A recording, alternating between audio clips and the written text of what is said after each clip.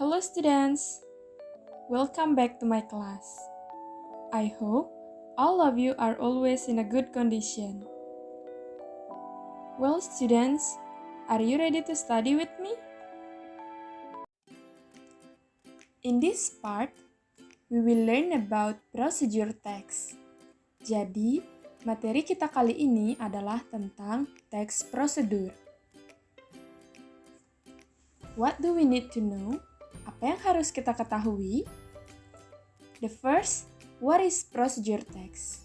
Apa itu procedure text? Second, what are the purpose of procedure text? Apa saja tujuan dari procedure text? The third, what are the structure of procedure text? Apa saja struktur dari procedure text? And the last, what are the language features of procedure text? Apa saja ciri kebahasaan dari procedure text? Well, the first, we have to know what is procedure text. So, procedure text is a type of text that describes how something can be made or used through a sequence of steps. Jadi, teks prosedur merupakan sebuah teks atau tipe teks yang mendeskripsikan bagaimana sesuatu bisa dibuat atau digunakan melalui langkah-langkah. Next, we have to know what is the purpose of procedure text. So, the purpose is to provide instructions about the steps or methods or ways to make, to operate, or to do something.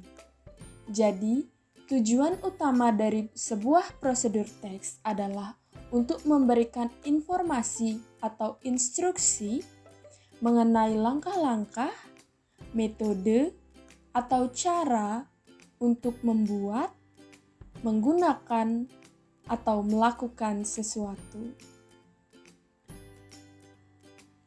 So, now we move to generic structure.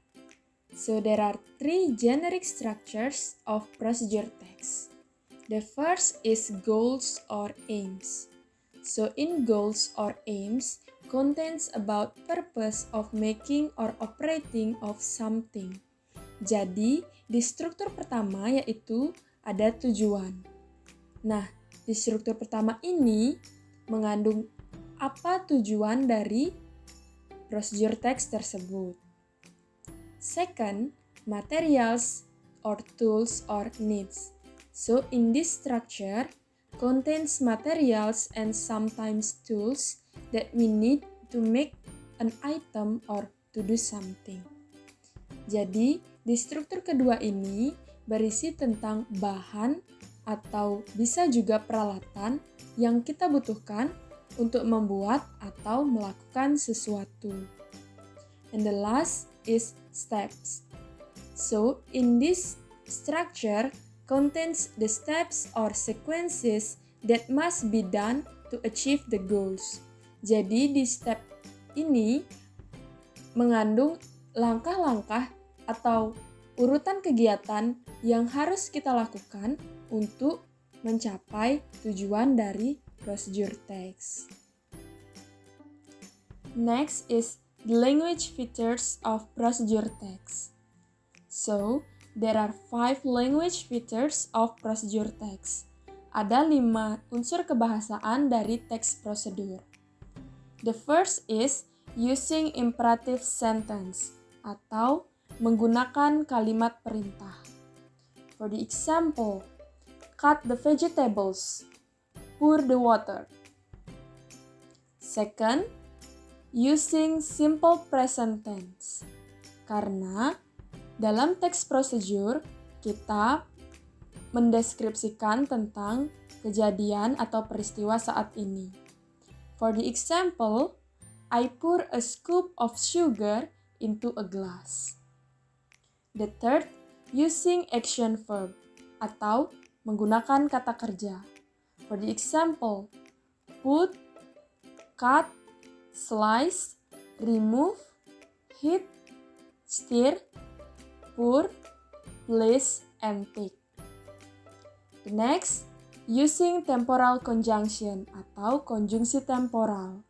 For the example, then, while, next, and after that. And the last, using numbering, menggunakan penomoran. For the example, first, second, third, and so on.